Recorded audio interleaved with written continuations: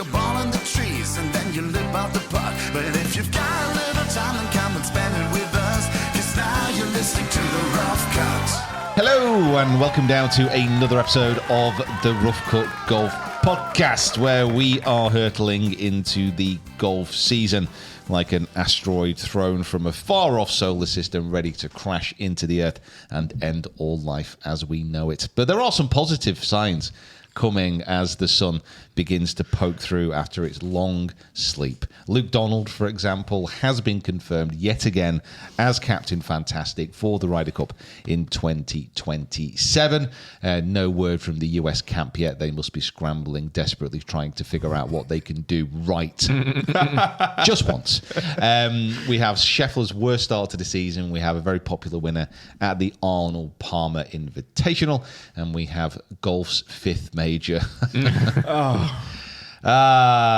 Yeah, we'll be talking about that as the Players' Championship returns this week. But first, we have a very special offer, so do not skip, because NordVPN, friends of the channel, supporters of the Rough Cut Golf Podcast, have something to say to you right now, so you can get your NordVPN action underway.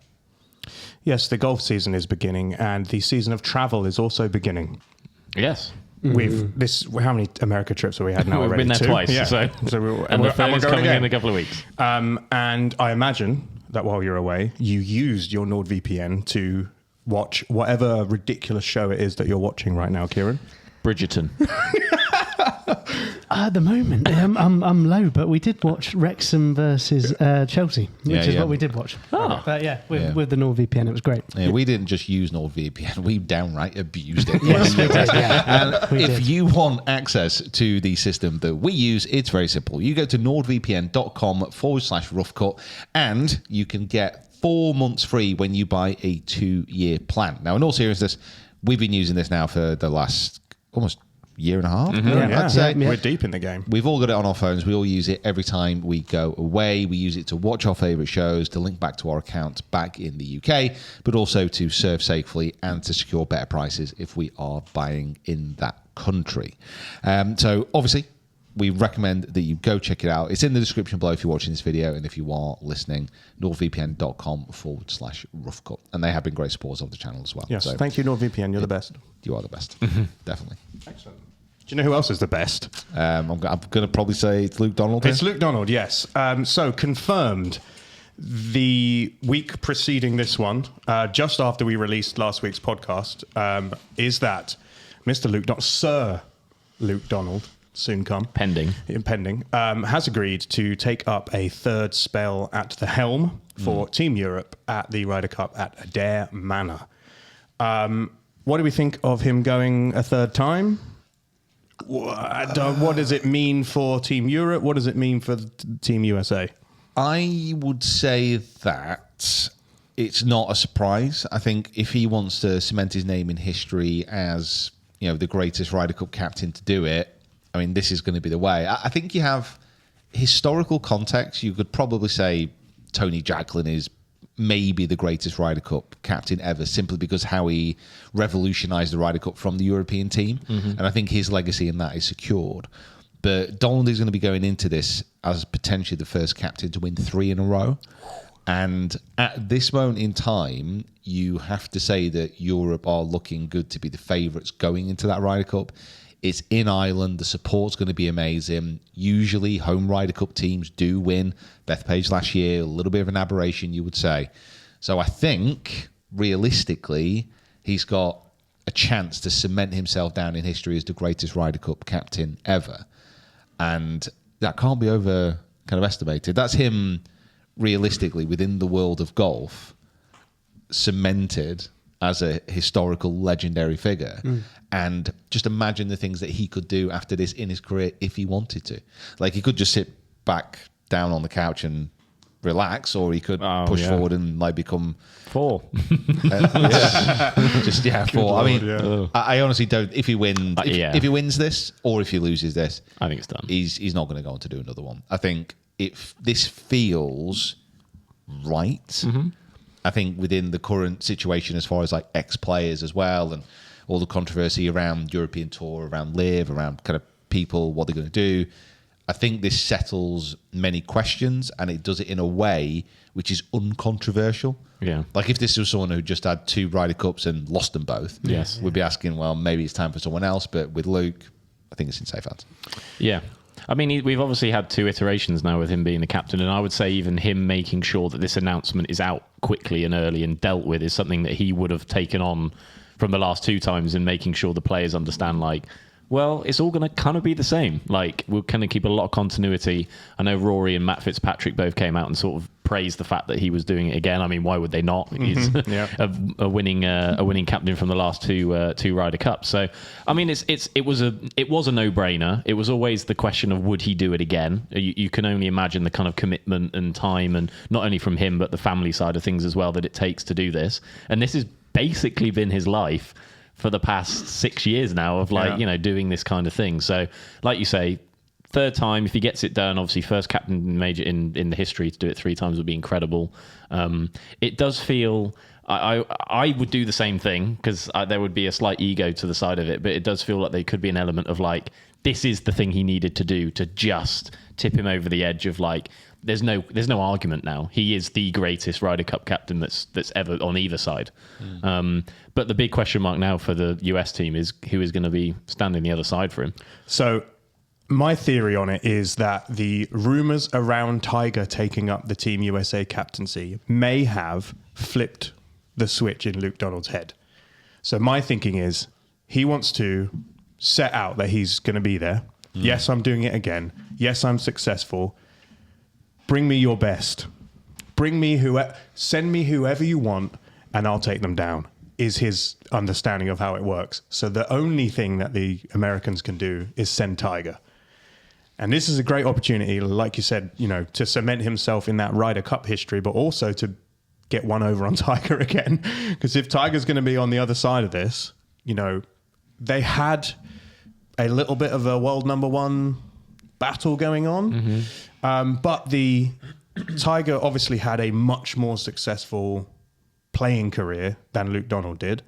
Luke Donald has had a much more successful, so far, Ryder Cup career than Tiger Woods has. Post 45. Yeah. So I think this could be imagine how good it would be, if they name Tiger as US captain and then they come together and they battle it out at a dare. I mean, not just that. I think as far as Ryder Cup careers go, like points won, Donald is way ahead of time. Yeah, yeah.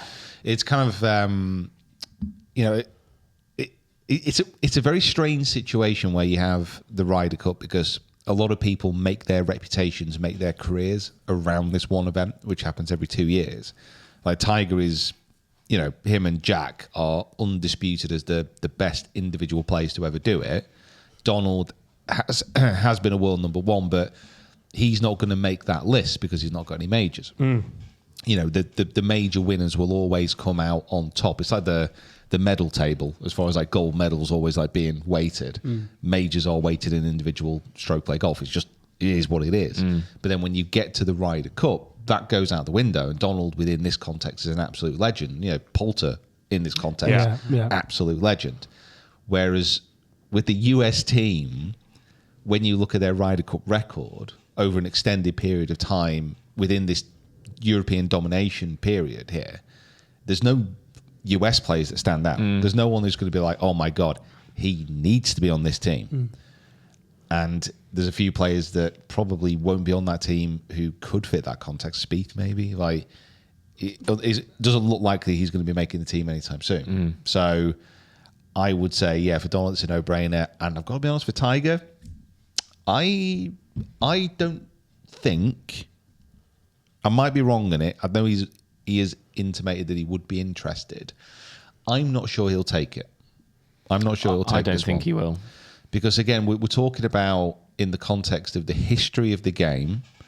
Why, if you're Tiger Woods, would you say, you know what I'm going to do? I am going to try and take the helm of a partially sinking ship as it goes into choppy waters. Like, unless he's really confident about being able to turn it around and being able to make the US team a winning force, why would he want his name attached to the first captaincy of the Ryder Cup to be a heavy loss in Ireland? Because realistically, the mood and the sentiment and how everything is looking, that's what this might be. So would you rather be Tiger Woods going into 2029 in a home Ryder Cup with maybe less pressure potentially, Yeah, and a captain who isn't Luke Donald, and with the and having some stats to back you up about the home teams in Ryder Cups? I'm not going to say that Tiger wouldn't do it. I'm not saying that Tiger wouldn't have the confidence to be able to go into this and say, I am going to do this. I'm going to turn this round. But I think in the back of his mind, he would be thinking, I kind of want my first one to be a little bit easier. yeah. But who else is going to do it? Exactly. Yeah.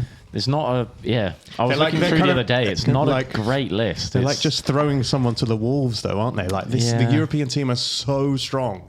They're so good together, and they're playing a course in a country which is going to be so far behind. Like they're going to be so up for it. The US team basically want to just one of you lot take it. Like whoever takes it, they know that they're going to be the sacrificial lamb who's going to get slaughtered. But they don't have to be. That's the thing. So it's not like we don't go into every Ryder Cup understanding that the US team on paper generally is stronger. I think the Ryder Cup in Bethpage was slightly different. I think quality-wise they were very similar.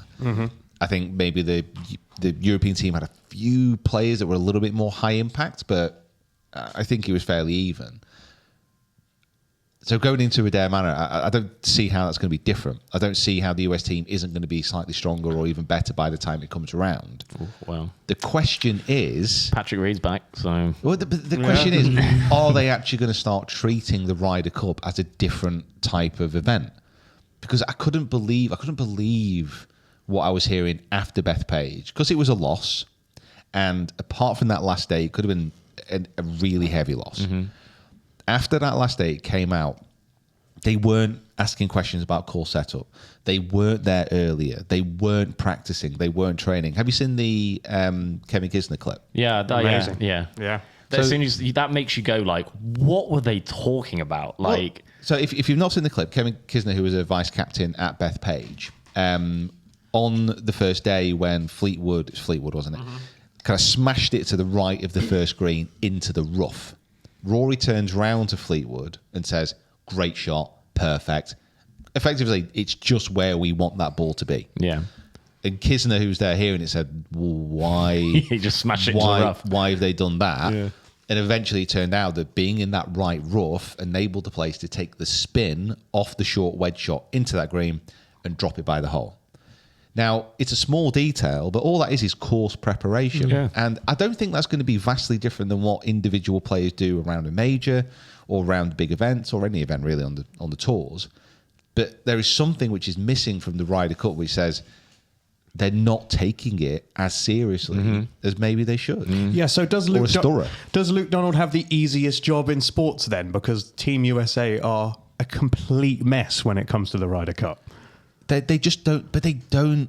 I don't think they're a mess, and I don't doubt their sincerity as wanting to win this thing. But they're not doing the things which we know work, and which are pretty obvious when you look at the European team. It's not a secret. Europe aren't doing anything undercover. It's just all out there. But for whatever reason, the US can't seem to get the right person at the helm to make sure that these things happen. Because I've said this ever since it was announced, but the Keegan Bradley appointment was really weird. But at least I thought he would have the passion, the energy, the understanding, and would leave no stone unturned. Yeah. If you believe the hype about how much he wanted to win, I can't see how you can correlate what happened around preparation, around course setup, all the rest of it, to the point where you had the ground staff at Bethpage coming out and saying that they weren't prepared. And the moaning of the players after the fact about the course was completely unwarranted because they weren't given any information. The reason that the home team usually wins at the Ryder Cup is that the captain goes into the greenkeepers, the people behind the US team will go in and say, we want this, we want that to better aid our players. Yeah. And for whatever reason, that wasn't happening. When did Keegan Bradley actually get appointed It was straight after the Netflix series. So when was that? I'm just trying to think from like It's kind of like April time, isn't it? I think it comes out. He March, had enough April. time. Yeah. He had enough time. What I'm saying is that, like, it's 2020. Well, it's 2026 now. And we already know that Luke Donald is our captain. He's got all of this preparation time, to really. I mean, he'll do an amazing job, because that is a testament to Luke, that he literally thought about everything. Absolutely everything. The stories about like soap in the hotels, the right bedding, sheets, the bedding, those things. I agree with you that when the only thing I thought that Keegan Bradley could have done was like brought that passion and like shown how much he wanted to win it by doing all of the work required to win it. But it seemed like it was like a American bravado without any actual groundwork. I think he did put time and effort into things. He just put it into the wrong areas. And like I say, he probably spent more time making sure those 2 cranes holding a massive American flag was hanging over the walk from 14 to 15 or whatever it was, compared to actually working out that hitting it in the right rough is more important than 6. Like, it's just like putting the commitment into the wrong thing. The thing is, as well, like, passion can only take you so far. Absolutely. 100%. The golf is still the most important bit. You've got to be able to take a step back and be cerebral about it and say, what is going to put my players in the best position to succeed? And if you keep on going down that list, you will eventually get to bed sheets. You'll get to soap. What is every single aspect which is in my power to control can I do to make and give us the very best chance? And it's quite clear that Keegan stopped at some point on that list and said, that's enough. Yeah. And I'm going to make sure I sprint down the fairways holding the American flag to get my guys G'd up. It's the home Ryder Cup. They're going to be up for it, and they're going to do it. Being up for this is why just giving an inspirational team speech won't always work. Because if the work's not been done prior to it, if you've not done the preparation, then you're going to fall short in the execution. Yeah. But it's also from a team, like the vice captains as well, like the whole team around, Donald was just... Yeah. Obviously, Donald is amazing, and obviously his wife as well was an integral part of it as well. And the vice captains, they had a team structure, whereas I don't know really if Keegan Bradley did. It felt like they kind of all had the same goal in mind, which was to be as prepared as possible, to think of everything so that the players just had to think about playing golf. They had all the information, they had all the prep, they had all of the inspiration that they needed also to go out and do the job that they needed to do. And it feels like whoever comes into the US job for the Ryder Cup in 2027 needs to at least match what Luke Donald has been doing, because otherwise you have got no chance. But, this now, so he's been appointed. If you're Team USA, you've got to be looking at this and thinking, God, right, we need to sort this out now. Now. But that's, for me, that was the issue with Bradley. That appointment was a reaction. Yeah. That, no one saw that coming. And the reason is because he was still playing good golf. He still, I don't know if people have forgotten this already, was basically in that team on merit. Yeah. Yes. Yeah. He would have been, I think he was 6 captain's picks in the end of the year. 6. He was within that 6-person field. Could have rightly picked himself. It was a weird appointment that was done on sentiment because of how guilty everyone felt when he didn't make the previous Ryder Cup team because of the Netflix documentary where he should have made it and all the rest of it. It was a weird appointment. It was nothing to do with Keegan Bradley, not his fault. He should have been allowed to play and to try and get on that team. Yeah. And I'm certain, absolutely positive, that if he wasn't the captain, he would have been picked by whoever was. Yeah. They lost a good player. Yeah. We all knew that, but they still should have had enough to win. But the only thing that's going to stop Europe, the only thing that's going to stop Luke winning a third here is just getting complacent. Yeah. It's either getting complacent or overthinking it. Yeah. But I don't. Which you could see you could see it being easily done, but I think these things you can't see it. Not from him. He's too incredible. Too switched on. But also, the other thing is obviously what plays he's going to have available to pick. Yeah, well, does Rahm look at this now and sort of it becomes more of an appealing thing? I mean, by what he says, the Ryder Cup is one of the greatest pinnacles in the sport, and he wants to play in every single one. But unless that means he has to get 6 DP World Tour events into his calendar instead of 4. But he might now look at this and go, yeah, well, maybe I'll I'll go back to the table and have a little bit more of a chat. And I can't see how the Rahm DP World Tour situation won't be resolved. Ultimately, you see this in every sport. It's down to kind of like player power. And if Rahm comes in and says, "All right, we'll do this, but I'm only going to play 4 events," I've got a feeling DP World Tour would be like, you know what, fine. Yeah, well, apparently that's what he's already said, and they said no. So I don't know. It's the whole thing like we spoke about last week is like that. They've said to him, "We want you to play 6, and we're going to also tell you the 2 of them that you have to play." And he's like, as you say, player control. I don't want anything to do with that. I want to pick where I want to go. So, but I don't.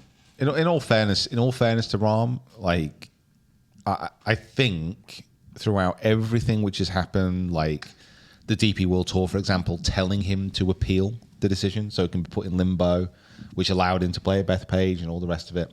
I think that the situation has been kind of weirdly dealt with by both parties, but also with Rahm, it's very easy to say that it's just 2 more events, and you literally have all the money in the world. Take half of your winnings that you just bagged. yeah. Congratulations. Well done for winning, by the way. For the first win on Live after your 28 second place finishes. It was weird. It was weird how he's not won yet. We do keep getting corrected. He had won before on Live. He had won a tournament before on Live. That wasn't his first win. Had he? Yeah. When? Yeah. I'll find it. But he had one before. But I get your point.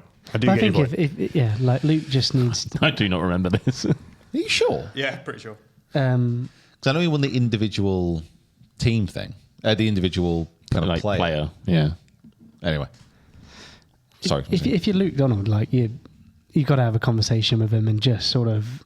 I know, obviously, he's probably, like you say, trying to get this, his right and all this sort of stuff. But if you're Luke Donald, you got to try and get him there, and whatever that means, way of doing, like you got to do it. I don't see a way that they don't sort it out. Oh, yeah, they absolutely, will. yeah. Like I think We're chatting about it now. Yeah, and it's still in. Like eventually, things will come together. They'll get it sorted, and I imagine that Rahm is again going to have a great season on Live, but also I imagine he's going to have a very good year in the majors. So he's not going to make himself unpickable, because there are certain situations where both sides could not come to a agreement and he might not play.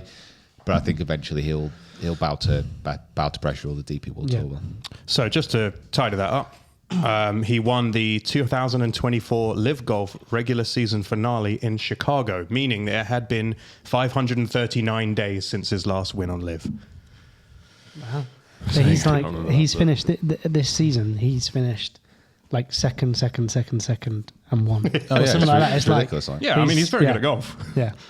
His last 4 and going into last year as well. Like, You must have thought the week when Anthony Kim won. He's like, what? Yeah.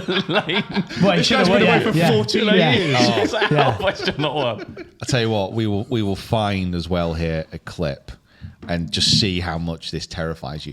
Would you be able to do this on a green? Have you seen John Rahm's pre-putting story? How close he... Oh my word. Yeah. It's millimeters It away is, from hitting the ball. He's so close. Yeah.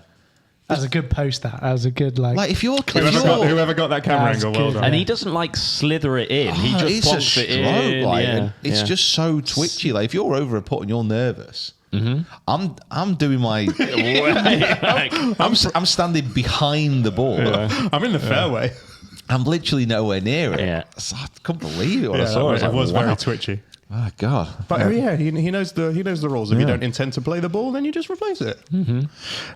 So moving on to the PGA Tour. We have the Arnold Palmer Invitation, which has just taken place at the wonderful Bay Hill. If you've not seen our video from there, shame. Go check it out. Great edit. Well done. And the winner was actually Batir, who came from a pretty big deficit on the final day. I must admit, being over in the US, I watched some clips, and when we got home last night, the chances of me staying up to watch golf were pretty much zero. That's fair. Yeah. Even with Carly shouting at He was actually completing his third round when you started the trip and then won it when you arrived. pretty much. So I was... Second round, I think. Second He round. actually just teed off, started the event. Yeah, they had on Thursday night. Yeah, so I didn't watch a lot of it, to be honest with you. wow. But all I know is that Akshay Bhatia won, overcame a final round deficit, definitely isn't anchoring the putter, because that would be cheating. Yeah, and can then you- beat Daniel Berger, who was shouting at the crowd, and then Scotty Scheffler threw his ball at people. I don't know. Paraphrasing a lot of what happened here. Yeah, you didn't watch it because you were in a sleep deficit at the time. I stayed awake till 8. Oh, that's good. Yeah, as soon as I got in, went for a walk. I was like, we're taking the dog out. Yeah. Went for a walk. Went to a pub, had a drink, went shopping, bought food. Wow. Made the food, made tea, made sure it was a little bit of a longer meal, so I had to kind of check it and stay awake. Made the meal, served it, got up, did the washing. I didn't sit really down until 8 o'clock, and then I almost died. Yeah. Yeah. I think you did the right thing, like getting yourself back to the right rhythm. It's been a long time. But it does sound insane. It's been a long time since I actually physically passed out. Yeah. And it was weird. It was all, you know what? This is kind of such a strange segue. I had what I could only describe as like a movie moment. So I was on the couch. Everything was done. I sat down. I said to Carl, I said, I want to try and stay awake for as long as This possible. is where I lay. I was saying, I just want to try and stay awake as long as possible. I want to try and make it through to like 9 or something. Just try and get my rhythm back as soon as possible. And at one point, I heard her calling my name. Like I was in a cave and I heard her calling my name, like quietly at first, and then it got louder and louder. And I shot my eyes up, bolt awake on the couch. Yeah. And it was like I heard her voice as like an echo. It's like, Pete. And she was like, "No, you got to stay awake." I was like, "Oh, right." That's weird. It was the weirdest thing. I thought you were going to say she wasn't there. Yeah. She's gone. She's gone. Yeah, she was out of there. Jeez. Okay, so back to Akshay Bhatia. He uses the broom handle putter, He does. which Jacob had to go with a broom handle putter over there. Yeah, I suck. Hates it. I'm not accusing anyone of anything, but can you explain? Sounds like you are going to. Yeah. This feels like you're going to say he's cheating. He putted so well. Go back and watch the highlights. Every single putt, anywhere on the green, is either tap in or he makes it. There were 0 mistakes with the putter for Akshay. What is anchoring, and how illegal is it? So, a number of years ago, delving back into golf's dark past, the decision was made that you can't anchor a putter above the elbow. Now, anchoring is effectively attaching the grip or any other part of the putter to your body in a way that stabilizes it. So a arm lock putter, for example, runs up the kind of forearm, ends at the elbow. You can press the putter or hold the putter against your forearm. So it's anchored against your forearm. Just as like when you take a normal grip, that grip is anchored against your hands. So the decision was made to try and get away from longer putters, which are shoved into the body, the belly putters, which you used to be able to press into your belly, and broom handle putters, which you could press into your chest, sternum.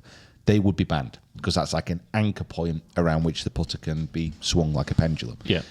Now, a few players continue to use the broom handle putter, but rather than pressing it into their chest, they put their thumb on top of the grip, hang it below the sternum, and then try and rock the arms and the shoulders to create the same amount of effect. Now, it could be said by certain observers of the game that when you put your thumb on top of the grip and hold it to your chest, it will kind of press into it a little bit. And could that be considered anchoring? Because the club itself is not pressed in, the thumb and the hand is on top of the grip, and that's just like lightly touching your top or your shirt. Is that anchoring? Because you're not anchoring the club, you're just putting your hand almost on another part of your body. Now, for me, Third party anchoring. yeah, Anchoring by proxy. yeah. I mean, for me, I wasn't actually asked about kind of belly putters and broom handle putting anyway. I don't. It's never for me given or seemed to give much an advantage. But for certain players who really struggle with their putting, then maybe it does. I never really agreed with the ban in the first place. Let's put it that way. Yeah. But now it is in place. It's enforced or it's not. Yeah. Like, if you're going to do it, if you're going to enforce a rule like that, you've got to use a standard putter that can't be anchored to anywhere but the hands. And just keep it really plain, really obvious. Don't include or allow any grey area. Because as soon as you do that, people are going to take advantage. Absolutely, yeah. So, yeah. I mean, we would need to go and, as you were before when I was doing it. So take that position with that hand like you were doing it. So this is the test that they do if you're watching. They like put their hand between the butt of the putter and the chest. And if you can fit your hand in there, then it's not anchored. So when Jacob was testing it, I put my hand in there to check and there was a gap. So you were entirely legal. Can I putt now? Yeah. But isn't it a harder technique than actually just practicing and getting good at putting? Not really. I mean, if you anchor and you are like hovering, if you're using a broom handle putter, if you hover the thumb just above the chest there like this, if you're watching on video, good for you. If you're listening, go check out the videos. And you keep your elbow pointed at the target, what you're doing is you're rocking the shoulder back, so the elbow moves back, and you're rocking it through, so the elbow moves forward. Yeah, it's like zero hands at all. So if that's locked in at that position, and your grip here is relatively firm, and you're in a good posture position, this movement really keeps everything in sync and in lock. So I can see how it would be an advantage, but it is a very different feel. It's quite a weird sensation if you're used to putting a certain way. The only argument like about anchoring originally was it makes putting easier, but also if you're a new golfer and you think, well, I'm not going to start putting normally, I'm actually going to start with a belly putter, or I'm going to start with a broom handle and anchor it, then potentially like that could make you a really good putter in the long run. Can you imagine them making package sets with broom handle putts in them instead? Yeah, I mean that's the thing. Like we only see putters as a classic shape or how putters should be used because when the game started, that was the only option. Yeah. Old Tom Morris did not come across a putter and think, you know what's a good idea here, lads? Let's make it longer and bury it into our tweed as an anchor. Yeah. Who? Their tie clip would have been in the way. Exactly. Yeah, they would, yeah. Or their... all like all wrap four their layers. tie Yeah. around the putter Yeah, and and just let just- it swing. Yeah, the old anchoring. Okay, so Akshay Bhatia wins. Congratulations. Can you name the top 10 of all time left-handed golfers? I'll give you a clue. With his win, Akshay Bhatia jumped into 9th on the list. Is it what, like money earned? Or... So I have ranked it by what's the criteria? Just vibes? Majors 1. yeah, your favourite. Majors 1. Tour or professional wins, and then their OWGR peak in that order. So it will be whoever's won the most majors, then professional tour wins, and then their OWGR peak. So, like I said, Akshay moves up to 9th. 0 majors, 3 PGA Tour wins after his win at Bay Hill, and he's jumped up to 19th in OWGR. Okay. Can we get the other 9? I definitely can't get 9. But No,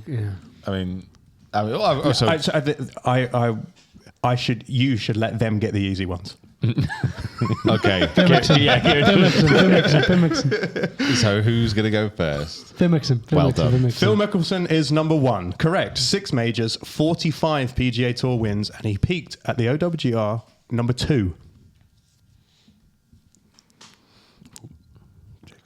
I feel like I'm missing a really obvious person. You just have to get one left-hander. Yeah. Oh my god, he can't get one. He can't do left-hander. one. Literally one. I don't care about them. That's cool. Wow. The whole of Canada is just like staring at you right now. Yeah. In anger. You think about someone who might have Join maybe some goats. got a funny jacket at some point. He loves playing out of the trees. Oh, Bubba Watson. Yeah, Bubba Watson. Well done, Jacob, with no help. Yeah. And I was thinking of someone different. Yeah, I know you were because he's not Canadian. Two majors, 12 PGA Tour wins, peaked at OWGR on number 2. Yeah, my brain today. Okay, Mike Weir. Yeah. Mike Weir is number 4. 1 major, 8 PGA Tour wins, peaked at number 3. Brian Harmon. Brian Harmon is number 5. 1 major, 4 PGA Tour wins, peaked at number 8. Okay. This has come to me again. Good old. Yep. Yep. Good. It's a great one. It's my Charles. Bob Charles. Thank you. Wow. That's amazing. Thank you. What? Number 3. 1 major. Thank you. Wow. 76 professional wins. However, OWGR didn't exist when he was at his peak. So Doesn't count. there was no rank. There was no ranking for him, but he is number 3. So Mickelson, Watson, Charles, Mike Weir, Brian Harmon. We need 1, 2, 3, 4 more. To give us some clues, are these all old pros or are there any current ones? There's a current pro, Okay. and then there are 3 older ones. I think I've got the current. Go on. Ooh. Bob McIntyre. Bob McIntyre, 0 majors, 6 wins, 2 PGA Tour and 4 DP World Tour. He peaked at number 5. The person who is number 6, him and Rob McIntyre could flip-flop based on how you weight it. Are there any players in there who are major winners? There are not. There are no majors past number 5. I must admit, I kind of had the feeling that was all the majors done. Yeah. That's kind of wild, isn't it? Brian Yeah. Harmon, number 5. Yeah, so 1 major. I used to love this guy's swing, and I don't know if he's going to be on this list. Richard Green? Unfortunately, not. There's no Richard I Green. didn't think he was going to be good enough to be on there. What did you say? Akshay was 9. Akshay's and he's number got 9. 3 PGA Tour wins. Yeah. Garrett Higo? Nope. Yeah, good shout. Oh, there's only one current one. So. So everyone else now Yeah, is... everyone else Everyone is else is an older player now. Wow. Can you give us some of their wins, or have you got? I can. Okay, so the player in 6th who could have flip-flopped with Rob McIntyre, 0 majors, 8 tour wins in the model that we're using, 4 were PGA Tour, and 4 were PGA Tour champions. His OWGR peak was 22, and Can you give his most recent PGA Tour win? I cannot. No. I thought that might give a. Wow, man. He's only at the top of this group because of the amount of wins he's had. Nationality, maybe that might help. Would that help? Would we get it from that? Do you know? I don't have it here. Oh, don't know. Don't know his nationality. Wow. Oh, Man, really? Struggling. Probably people shouting at Yeah. their speakers screaming right now. at it. He is a Yank. Oh, that doesn't... He is from the American Golf Association. He's 58 years old. He's from the University of Kentucky in Covington. There we go. Wow. Okay. Any clues on the next person? Come back to him. And then, so at number 6, the ones you haven't got. Is Have there, you got any, one? is there any that you know? Do you know these people? I have heard of one of these people. Well, that could mean anything. Wow. Okay, give us. He didn't know who Anthony I'll Kim give you was the until 2 weeks ago. It's true. I'll give you the person that Batia leapfrogged into 9th. Well, give us like initials or something. Like, give us some clues. Don't just give it He's us. named the same as his father. I don't know his father. Charles Howell II. Well, then he's something junior, isn't he? Oh. 0 majors, 2 PGA Tour wins, OWGR peak 73. Oh. Initials. Ted Potter Jr. I don't think you know how initials work. Initials. You weren't the gonna get it. first. Would you have got that? Would you got that? I reckon. So Ted Potter Jr. is, if you ever watch his swing, he is. Do you know how all left-handers look Just like? Just beautiful Yeah. swings. Yeah. That's not Ted Potter Jr. His action was wild. He would play 22 tour events in a year, miss the cut on 22 of them, and win one. Great. Oh, wow. It was quite career. incredible. Yeah. Okay, so give us, I'll give you number 8 then. So Ted Potter, Akshay Bhatia, number 8, 0 majors. Initials. I'm going to give you the initials. 0 majors, 6 tracked PGA Tour wins, 1 One PGA Tour, one PGA Tour champions. Peaked at 84. Initials RC. As in RC or RC? R Yeah. C. RC. Interesting. Russell. Russell what? If you guess that, that'd be incredible. What's the back of that? He's got a Scottish surname.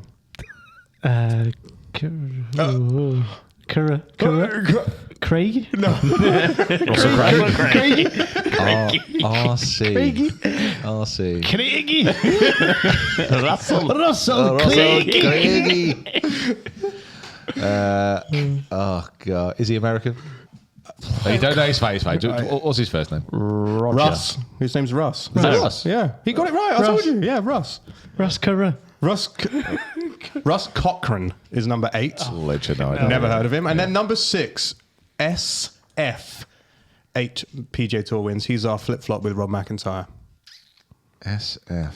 SF. He currently plays on the PGA Tour Champions. He worked as a TV analyst for a little bit. Scott. Steve. Yes. Oh, good at this. Wow. Absolute fire. Steve. Steve. What's the other one? F. I've got Steve Flesh in my mind. It is Steve Flesh. Well done. I don't know who's left-handed. Everyone's left-handed Did when he you play vote. right-handed?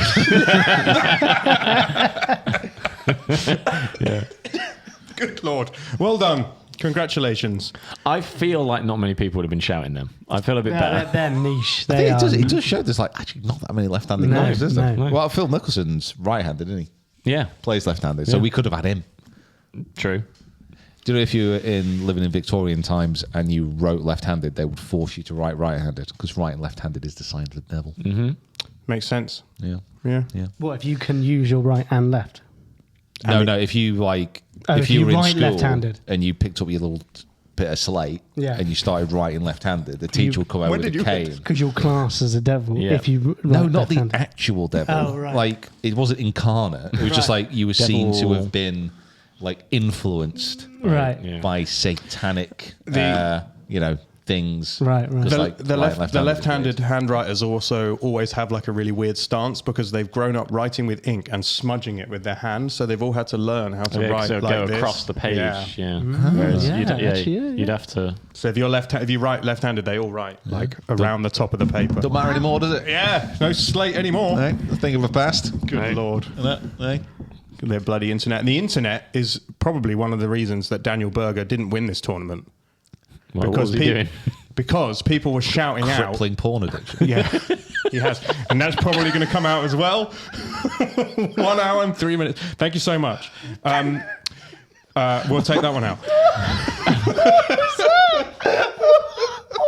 I'm going to leave all of this bit in. But the thing that you said is coming It's out. just like I'm just trying to think of a reason why. Why would the internet cause Daniel Berger to lose I'm the still last round? waiting I'm just to find thinking he out. just went into a toilet, missed his tea time. He just couldn't do an extra playoff hole. he needed to get home. Needed to, needed to nip into the clubhouse.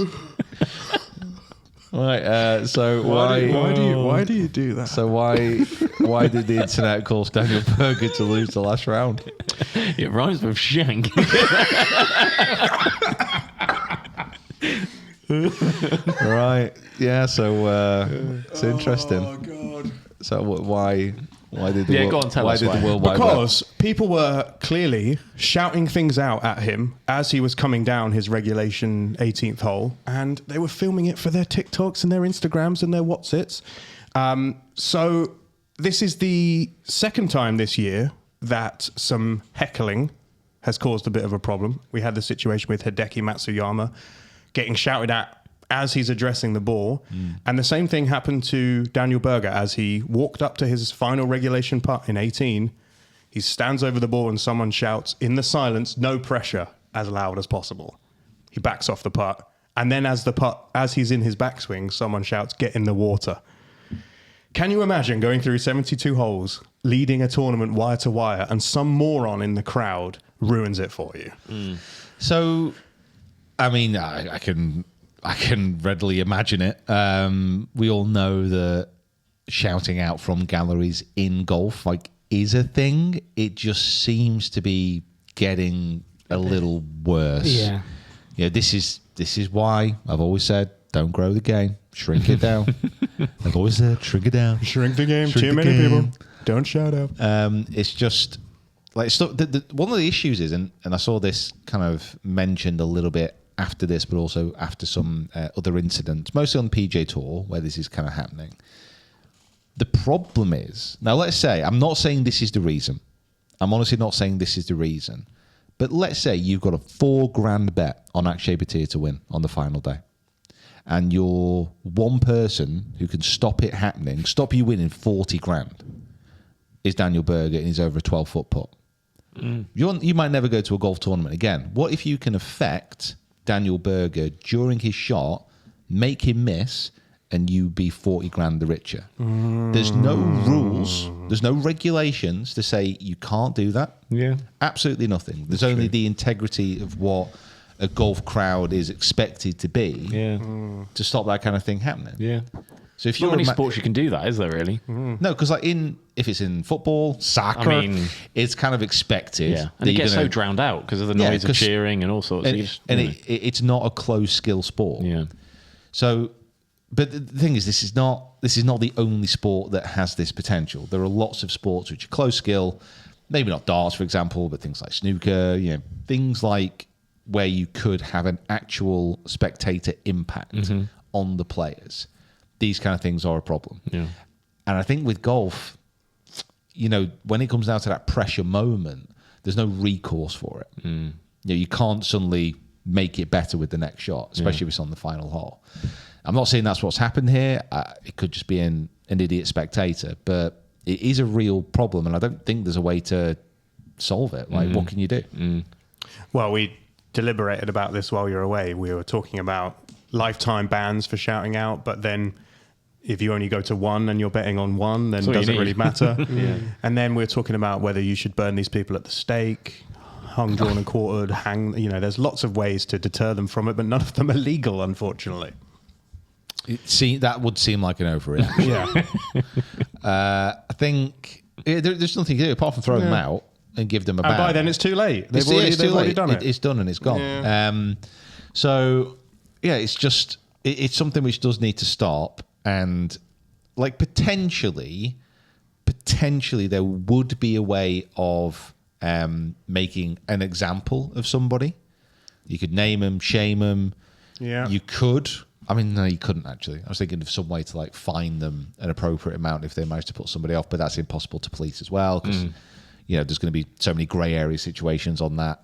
Your phone goes off. Yeah, it is kind of like part of the game. It is part of the game, but it is something which I do think needs to be addressed. How can you, if you're a player and that happens and it does it in a way that it puts you off, something you've been working really hard towards, where you have a chance is ruined by an outside influence, nothing to do with you, it's kind of ruins a little bit of the integrity of what that is.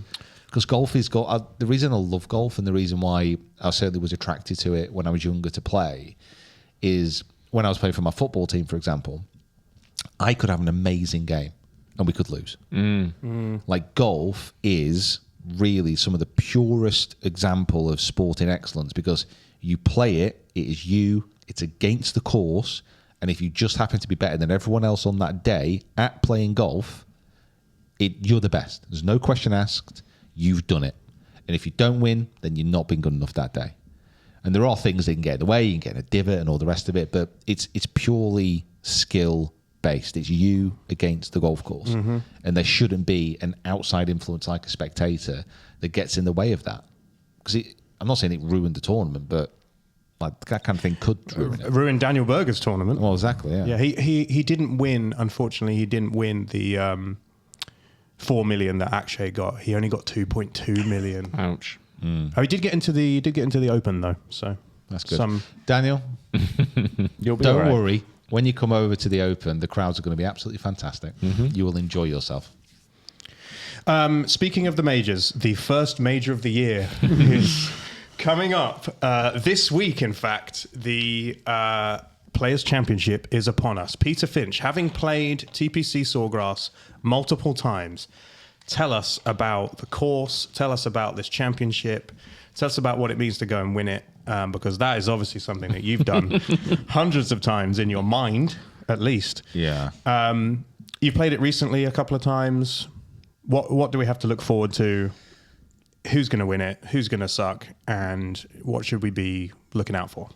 So I'm actually going back to play at TPC Sawgrass in a few weeks. Again. And I am really, really, really, really looking forward to it. Because I wanted to play TP Sawgrass literally all my life. And I've played it twice in the past 2 years. And each of those occasions has been some of the worst weather that you could play golf in. Oh my God, yeah, I remember. It has been bone-shakingly cold. Then it has been arse-drenchingly wet, whatever that means, coupled with coldness. Yeah, the coffee. Yeah. I want to go and play it on a nice day where I have some form of control over what I'm doing, because it's not been the case. And it's such a... The golf course is so positional. Like the way it's been designed by Pete Dye, it's kind of, and his wife, 17th, Alice, shout out. The way it's designed and the way it's structured is, there's very few places where you play like little low chasers or like chip and runs or anything like that. You've got very set challenges on each tee. You could go here and it's going to leave this shot. If you miss it there, you're going to be in trouble this way. It's so course management based. It's a real architectural kind of gem. And I don't really feel I've experienced that, to be honest. I'm kind of like just gripping on and hoping it goes somewhere. Yeah, you haven't battled the course yet. You've battled the weather. Yeah, I think it's a course where the better you are as a golfer, the more you enjoy it. Right. Because you're starting to think about why I'm hitting it there. Yeah, I think if you're like a high handicap golfer, you're not a very good ball striker, I don't think you would necessarily enjoy this golf course. So I do think that. So I think, if you are going to play, just be aware of that, I think. The golf course itself, where am I at? What am I saying here? Where do we get to? Yeah, the golf course. I kind of think I've been lost a little bit there. Yeah, you're talking about how it's shot making and everything like that. You know what? Actually, it flashed across my memory like the last time I played 17, just as I was ending that sentence. Yeah. It was such a vivid image that I literally forgot what I was saying. So speaking of the weather and the 17th, I looked up what the weather is going to be for the tournament rounds. And what is that? 60% chance of rain on the Thursday, the opening round, with some light-ish winds. And then Friday and Saturday, the wind on... it's going to be slightly warmer and dry. But the wind on 17 is going to be into and across. Nice. On 17, which means that the hole that we've, let's be honest, all been looking forward to seeing people play is going to be playing almost its hardest on Friday and Saturday. Yeah. Which is great news for viewers, not so great news for the people trying to hit the green. Yeah. It's a tough one. I mean, can I be completely honest with you? You can. I was a little bit disappointed by 17. Oh. Just because every single shot that you see of that hole is a drone or it's an elevated shot because you want to see the island green. So when you get on the tee, it's all quite relatively flat. And obviously you can't see behind the green. So you just got all the water like surrounding it. It loses its impact a little bit. Oh. It's one of the most iconic holes in golf. And it's still great, but yeah, it was just a slight... Well, it's what you said about the whole of that course as well, in terms of Don't tell everyone that. the raised tees. Oh yeah, no. Like for me, the whole course could benefit from every single tee box being raised about 10 foot. So you have a better view of what you're hitting into. Yeah. So it's not... It's just some of the bunker work is like some of the best you've ever seen, and like from a on the ground perspective, it's difficult because you can't really see it. It's I've always thought like being a bird would be like better than being a human, Yeah. but this is the one context where I think that's actually true. You are a bird. Like the drone, all the drone footage that you see of that golf course is, you can see the strategic nature of it. But when you're on the ground, it'd be great if you could just see it just a little bit more, just a little bit more. But those are my only complaints. And I know I'm very kind of spoiled in this view. And so. this time around, when you go and play it in a couple of weeks' time, you're hoping for good weather. I just hope to shoot the 70s, to be honest with you, Oh, mate. right, okay, good. Still as a broken 80. The other thing that can affect how you go and play this golf course is, of course, your own physical health. You're coming off battling a shoulder injury. Rory McIlroy pulls out of the Arnold Palmer with a back spasm. Yeah. Are we worried? Should we be a little bit worried about Rory coming into the major season, or is everything going to be fine? I mean, if it is just a back spasm, then no. Like, they can just flare up and go. But whenever it's anything to do with a back, it's always a little bit twitchy because you just can't get around it. I don't think so. Like, even when he withdrew, it was more of it felt like he was being more precautionary than anything. And obviously, if you're going to be kind of heading into the Masters defending, you want to make sure you're right for that. Like, you don't want to risk it on albeit an elevated PGA Tour event. You're not going to risk that if it puts in doubt that you could play in the Masters. Like, it's just not going to happen. So I don't think we should be too worried yet. I don't think.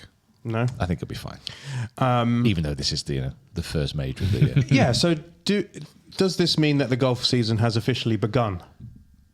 Yeah, I'd say so. This is the start, isn't it? I'd say, like, the first big event that we've got. Obviously, we've had just had Bay Hill. You've had Pebble Beach as well. Big events, but this one just seems to just mean that little bit more. That was excellent. You don't think it means more? What do I think it's the fifth major? No, that's not what I asked. What I'm asking is if there is a hierarchy and normal PGA Tour events are here, elevated events are here, is there a gap between elevated events and the majors where the players lives? No. It's just it's a really good event. It's a good event. It's a good event. Golf course. It's a good event at a great golf course. Let's just be happy with it. Let's just enjoy the fact that it's a great moment in the PGA Tour season. It's their flagship event. That's great. Let's enjoy it. Really strong field. There's always drama. Some great winning. Great trophy. Good trophy. Great trophy. Going for gold. Not only in their advertisement on this event that they're trying to claim it's a fifth major, they're even stealing from the Olympics now. Yeah. Going for gold. Yeah, and March will be major. March will be major. March will be a lot better if you stop trying to call it the fifth major. That'd be great. The thing is, it's not like I dislike the players or that I really don't like the course or I don't like the fact that this is the flagship event. All those things are great, but the PGA Tour don't own a major. Mm-hmm. So what they're trying to do is cover the players in sugar, force it down our throats, slap us on the tummy and say, wasn't that a nice major? Wasn't that a nice major? And then you turn around and say, it's not a major, then they gag you, throw you in the basement, and then say you're not coming out until you reconsider what you've said. Mm-hmm. It is a major. And they say, not a major. And then before you know it, you're in there 10 years, and it's still not a major. It's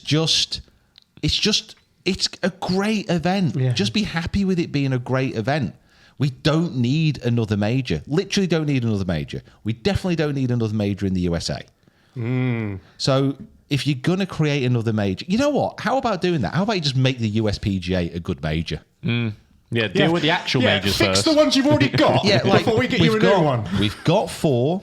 Yeah. I don't think in the ladies' game that having more than that kind of really makes any more excitement around these events. No. It just gets a little bit confusing. Like, let's just have 4. Let's be happy with it. Let's alter the USPGA. Let's try and make that something which everyone gets excited about rather than just consistently ranks at the bottom of the pile. Yeah. And let's do that. Yeah. Like, let's just try and make the best of what we have rather than adding in something or morphing something which is already absolutely fine into something which literally nobody wants. Mm-hmm. I think it makes sense. The other thing that will stop... Kieran. I also completely agree, but it is, Well, when that advert came out, you stood up and applauded. March major. You know what, March you're too right. major. You know what it is going to be. Another one. Yeah, so the problem with it is that because the PGA own the players, it's the players of the PGA Tour who get invited to come and play in it, if they did make it a major, they'd have to open it up to live players. And they're never going to do that, are they? That's true. Yeah. But no, the John thing- Rahm would qualify. there's no Bryson DeChambeau would get in. So the thing is with a major, there's no like the Open, US Open, the Masters, USPGA. They were majors because they grew into that during the early formation of golf. It wasn't like the Open suddenly came out in Prestwick when they sat around that pub table deciding what they were going to do and said, Yep. this is going to be one of the 4 major championships in the world. 100 years from now, whew, it is going to be it. Yeah. It wasn't like that. Brian Harmer will win this one day. Yeah.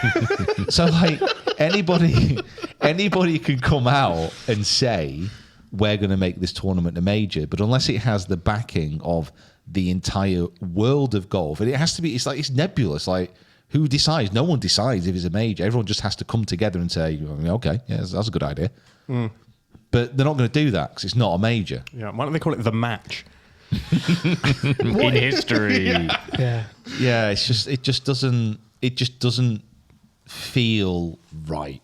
And I understand why the PGA Tour would want it to be a major, but I don't feel that the PGA Tour want to make this a major because of the history and the legacy of the game. They want to make it a major so they own one of them. Yes, definitely. And Definitely. I don't think that feels right. Yep. Yeah.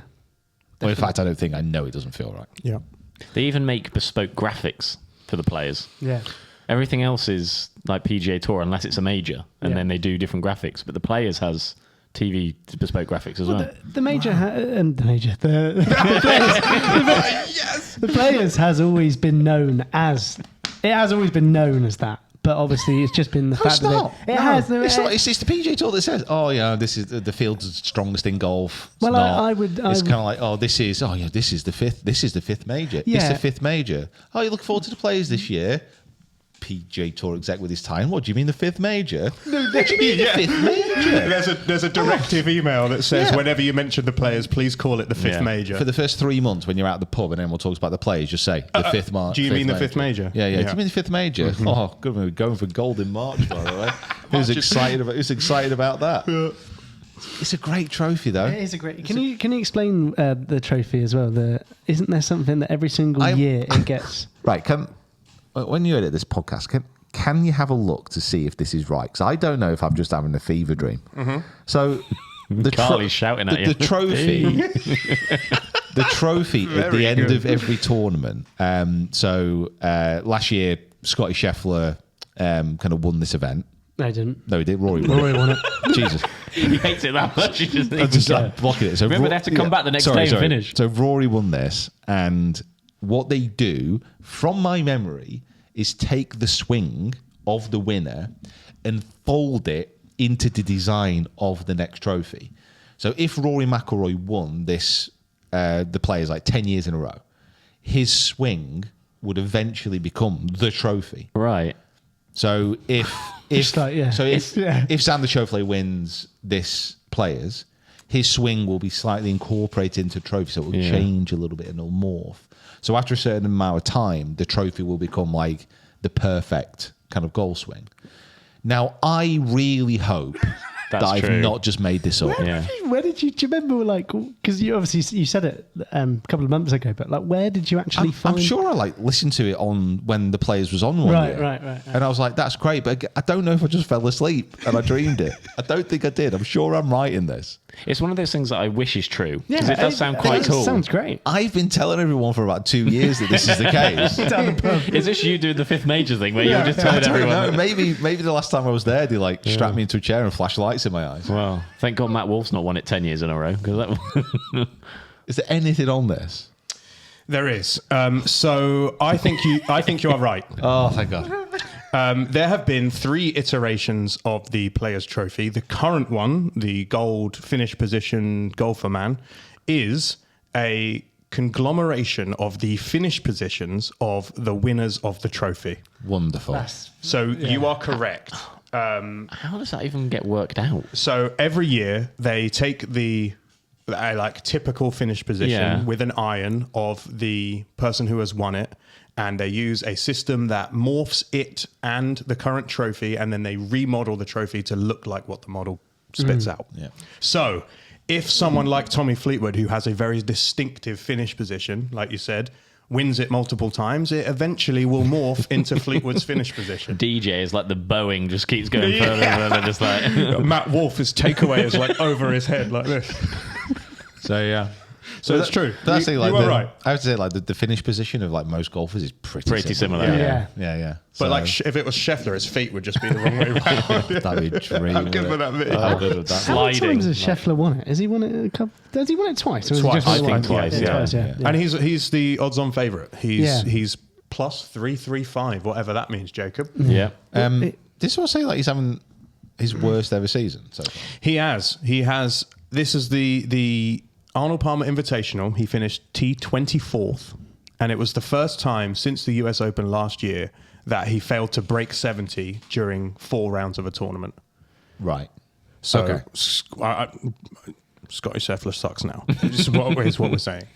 He's had a particularly un-Scotty start to the season. We expect him to win every single event that he is in, and he just hasn't done it to the level that we're used to. Maybe what you said last year has come around, and his star is going to burn very bright for a couple of years, and then he's going to become a little bit more normal like the rest of them. But he hasn't had the start that we expected him to have. You know, lots of things have changed in his life. He's become a dad. He's doing all that stuff off the golf course. Maybe things are going to perk up for him as he comes into major season. But it just hasn't been what we've expected. I mean, Is that correct? Sort of. I mean, he has won already Yeah. this year. Yeah. So I think the only thing you would say with Scotty is that he has obviously a level of expectation around him because of what he's done over the past few years. So we're looking at him finishing 24th in a tournament and considering that to be a really bad result when, in fact, around that course against that field, it's still not disastrous. I also knew a stat about Scotty with Bay Hill that he'd never finished outside top 15. Oh, wow. As well. So this is the first. So it's a course that he enjoys. Yeah, Like, exactly. Yeah. So, but I don't think we need to hit the panic button just yet. He was getting very stressed, wasn't he? Yeah. Yeah. So maybe it's weighing on him a little bit that the expectation is not being met, and he's throwing golf balls into the water. He doesn't care about golf enough for that. His words, not mine. Run the clip. Yeah, I think he cares a little bit about golf. Of course he does. I think he cares too much. Yeah. Like some of his reactions, he gets very, very sissy sometimes. But that was something that he struggled with, before Ted Scott, didn't he? He had a bit of a bit of issues and stuff like that, and maybe a couple of things aren't necessarily going right in the swing. Well, I think Ted Scott basically said, "I'm not. I have reservations about coming to work for you because of your outburst on Yes. the course." Yeah. And he said, like, he worked on that and calmed it down. So he still has those things. I'm not really that arsed, but I think it's fun every now and again to see someone have a little tantrum. Yeah. It depends because As long as it's not behind a wheel. But but like Scotty said as well, like, coming into this week, like he said that he loves TPC Sawgrass. It's such a shapers golf course. Tests all assets of your game. So he loves he's very comfortable at this course. So it'll be interesting to see what happens. But yeah. Yeah, so I don't think we need to worry too much. No. Like I said, I'd be more concerned, even though I'm not bothered about the Masters, I think you'd be more concerned about Rory going into this week if it is more than a back spasm. But Yeah. Other than that, just a really good PGA Tour event to win. predictions for who you think is going to win. We're going to go around the table. Jacob Broadbridge. Me first. Yeah. I'm going to ride off the back of one of his best finishes for quite a while and say his ball striking has returned, and Oberg's going to win. Oh, God. Sorry. Interesting. I'm going to say Colin Morikawa. Yeah? Yeah, Colin Morikawa. On a good run. On a good Very- run. I think that he shapes the ball quite nicely. And I think he can suit it. I like that. Very good. I am going to say Scotty Scheffler. Why do we let you participate in these games? Oh, I'm sorry. Am I not allowed to pick who I think is going to win? Yeah. Just happens to be the best player in the world. Yeah, all right. It's not my fault. Yeah, I'm picking Rory McIlroy then in direct competition. Okay, I think that's 4 good chances. Yeah, but I want Fleetwood to win. Well, yeah. Yeah. Is it a Tommy Fleetwood course? Can he fade the ball? Can somebody fade the ball? Yeah, he can, but I never it's not feel natural. comfortable watching him do it. It's like watching Yeah. Lowry draw a ball. Yeah. It's like, Yeah, never yeah. quite. It's like he has to, like, he's physically making his Yeah. body, like, Yeah. make the shape. So who can really, really shape it left and right, Scotty. other than Scotty? I think Colin can do that. Yeah. But, well, he's struggles a bit he's more with the more- draw. Colin's got a draw in him now. He's a load of good ones the other day. Anyone who struck it well this week, you would imagine will go into this week and do the same thing and probably come up quite high, I think. Cavaria. Yeah, Minwoo Lee, I he's wouldn't- another one. Like I He- wouldn't. He struck it great. I Corey wouldn't, Connors, he's he's a fancy good ball like striker. Akshay around the score. No. No, yeah, that's what I'm That's thinking. just one shape, isn't What does Gotterup do? Hits it low. He doesn't do up his glove, and it really annoys me. He aims 40 yards right and left and hits it straight. Yeah. Right. Yeah, he's. I want to play golf like him. Yeah. Just lack of care. Just abandon. Literally aims 40 to 50 yards left and just hits like a little kind of cut to straight. Right. Okay. So tricky. Yeah, it's going to be interesting. That's the good thing about the players is it tests everything. Yeah. Doesn't it? It tests absolutely everything. It's a major test. Almost. I was gonna say it's a real major test. Test every aspect of your game, Yeah. apart from most of them, Yeah. Apart from the ones that actually matter. in a major. Yeah. Yeah. And he's going to be playing pretty soft by the sounds of it. That's the one thing I would like to say. The players, when it's a little bit firmer, is way better than when it's soft. It's all Because it's really positional, but at least when it's firmer, you have to shape or you have to stop, you have to play different spins. If it is wet, these guys can just fly it to that point. Yeah. It's Yeah. a lot easier for them. a bit like Withington in that regard. So drop and similar. Well, they do say Withington is the Sawgrass of Manchester.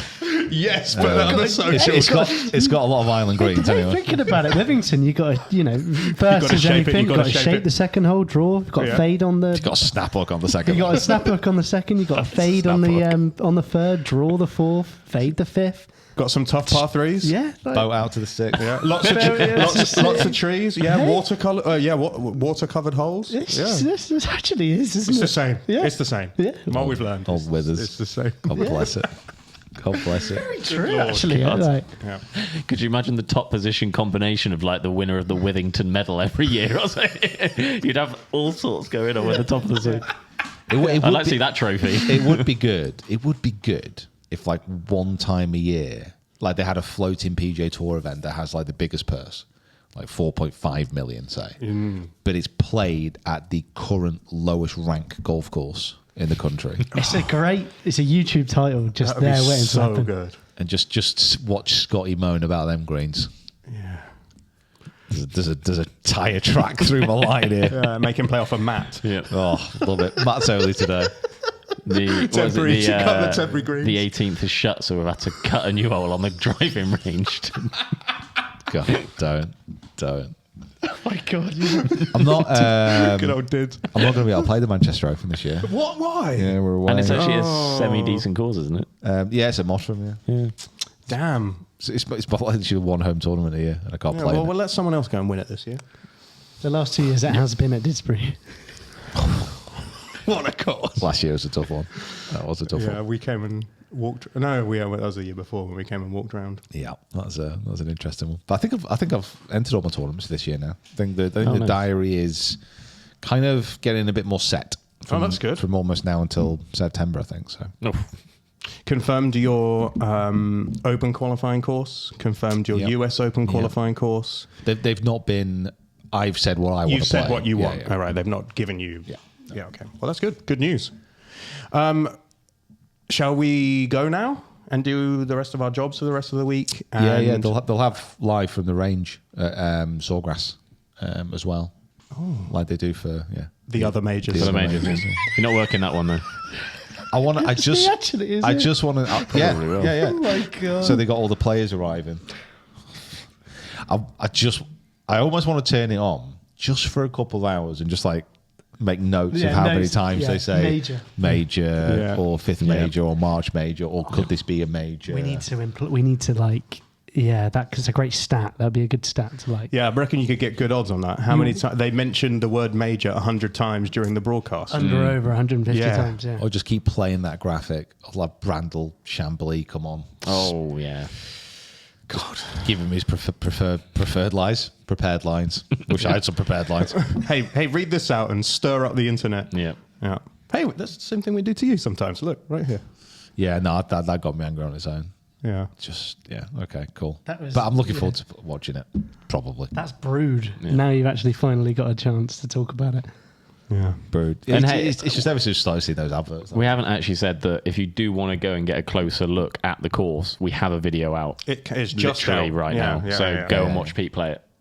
Perfect. Does he beat his last year's An score? amazing 14 to 15 holes. And then things happen. Things really do start to happen. Really starts to unroll.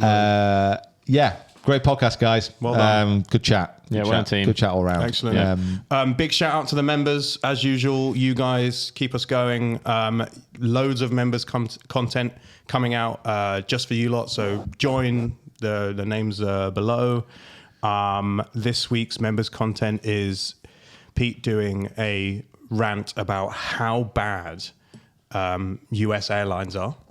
It wasn't a rant. It was more dispirited than that. Okay, it was a sad diary A entry. morose monologue, I would say. Okay, yeah, really More than good. a rant. So if you want to hear that gripping piece of content, join the membership program, and if not, we will see you on next week's podcast, Yep. which will be Bob Vokey. Yeah, Bob Vokey, Bob Vokey. master of the wedges. wow. I wonder if his wedges will be put in play to win the first major of the year. Oh my God! Right, we're going. Bye, everyone. See you later.